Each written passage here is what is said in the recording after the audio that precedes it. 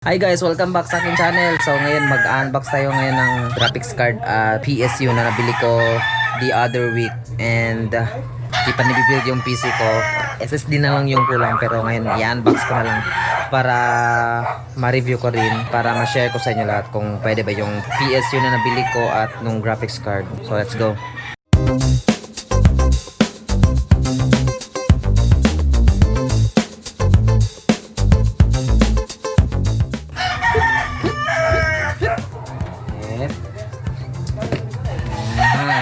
And the COUGAR.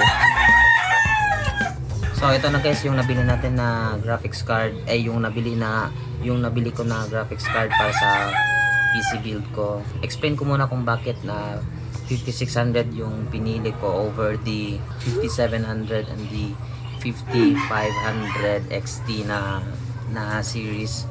So una is yung 5600, well, according sa mga reviews, is much better sa performance between 5500 XT and 5700 XT na series. Yung 5600 XT is mas mura kesa kay 5700 XT, at saka mas better yung performance niya versus sa 5700 XT na mas mahal sa 5600, and of course mas better din siya sa performance versus sa 5500. Yung di na ako mag-go into technicals kasi di naman ako magaling pagdating sa mga graphics card. I'm trying to build my PC on my own. So yun, unbox natin to. Tas next is the power supply na napili ko.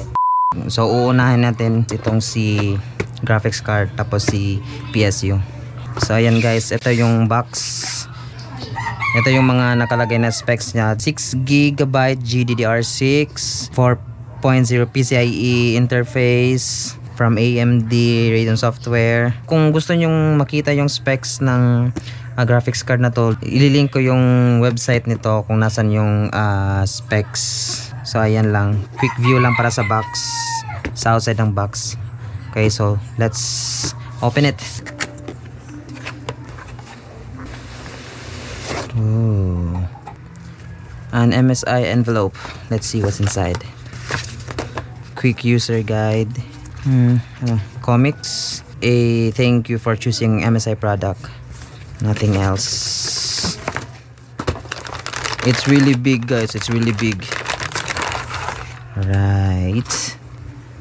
So guys, ito na yung graphics card. It's big. Ayan. I-rotate muna natin guys. Yan. Para makita yung overall niya. Yung length nito is 297 mm. Around 140 mm yung width niya. Tas yung thickness niya is 42 mm. Kung medyo particular kayo sa dimensions ng isang graphics card, malaki to. Yung cover niya guys is dito is parang plastic lang. Yeah, it's plastic. Then dito sa backplate niya is it's a metal backplate. Merong logo ng MSI, naka-emboss, naka-print, may reflectorized effects, yung silver na part na to. Yung silver paint, I think, yeah. So it's a PCIe 4.0 interface. So medyo over required to sa MOBO na nabili ko, yung Mortar Max na PCIe Gen 3.0 lang yung slot niya. Pero okay naman siya, compatible naman siya. Yun nga lang yung sabi ng mga reviews, lalo na kay Linus, pag nag-mount ka ng PCIe 4.0 na graphics card dun sa MOBO mo na only PCIe 3.0, yung ibibigay na output ng isang game up to 3.0 lang na PCIe, or kung ano man yung mas mababa. Sooner or later baka mag-upgrade ako. Ayan, MSI yung nabili ko guys kasi wala yung Sapphire na brand, pero wala talaga, so binili ko na lang tong MSI. So ayan guys, merong dalawang 8-pin power connector. Sana meron tong dalawang 8-pin connector, mamaya bubuksan natin to.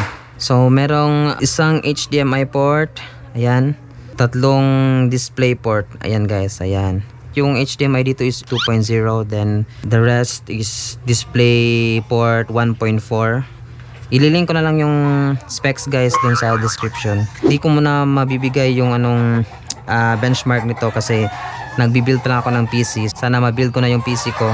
And unfortunately guys, hindi siya naka RGB. Naka rainbow effect lang yung sticker na nakadikit dito. Mas maganda ang specs na to kesa sa mga 1660 na series. I would suggest you will go for the RTX or the Sapphire na versions or mga variants na may RGB. So, doon naman tayo sa PSU.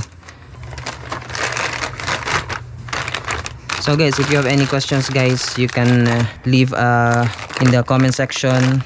Baka meron akong mga masagot. Price nito is around 18,000. Nalimutan ko na yung exact price. This is the COUGAR VTE 600 watts, an 80 plus bronze standard from COUGAR. Ayan. So, shoutout nga pala kay Sir Cupid Albores from HDPS and Danica. Kung gusto nyong bumisita sa HDPS na computer shop, yan yung mga details dyan sa below at sa videos. Kung gusto nyong makamura, pumunta kayo doon sa HDPS. Meron silang mga mobos, mga RGB fans, mga PSUs, mga budget friendly na monitor, gaming monitors, and more, many more. So yan guys, pabalik ako doon sooner or later. Baka may sponsor. So yan guys, buksan na natin.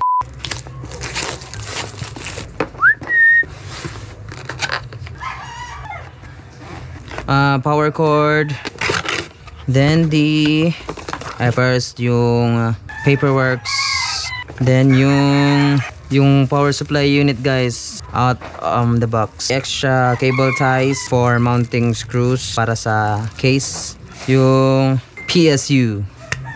Meron pa siyang emblem from COUGAR. It's a matte finish black painted na power supply unit guys. So gumawa ako ng review nito guys at unboxing kasi wala akong mga nakitang reviews for the PSUs kagaya nito. Usually yung nagbi-build ng mga computer is pinapakita lang nila sa video nila kung ano yung PSU na gamit nila. Mga wires na involved or anong kulay. Yan.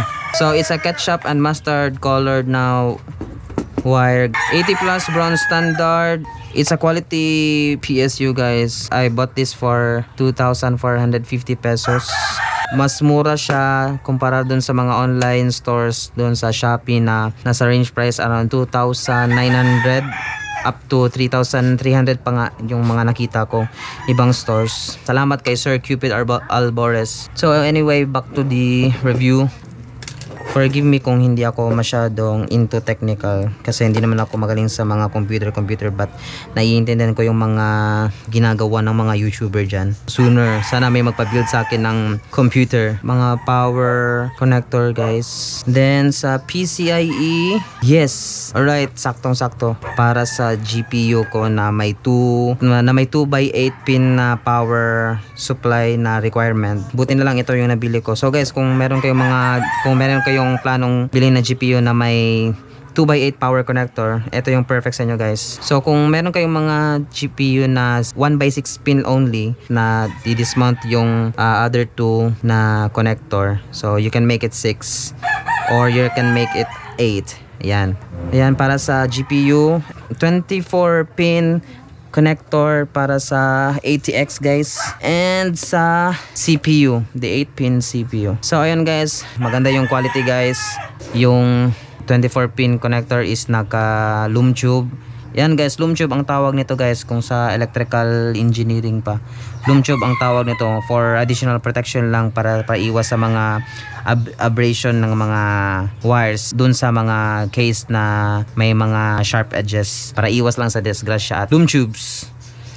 So ayun guys, tapos na tayo sa ating unboxing and review. Sana mayroon kayong mga nakuhang mga informations na gusto nyo. Sana po mag-subscribe kayo kasi meron pa tayong mga ibang videos na gagawin katulad ng PC builds. Hope you like this video. Subscribe and comment in the comment section kung ano yung mga comments nyo, yung mga suggestions nyo para sa PC build ko. So thank you guys for watching. Please hit the like button, subscribe, and the notification bell. So see you guys on my next video. Peace. I need somebody who can love me on my worst. Goal today.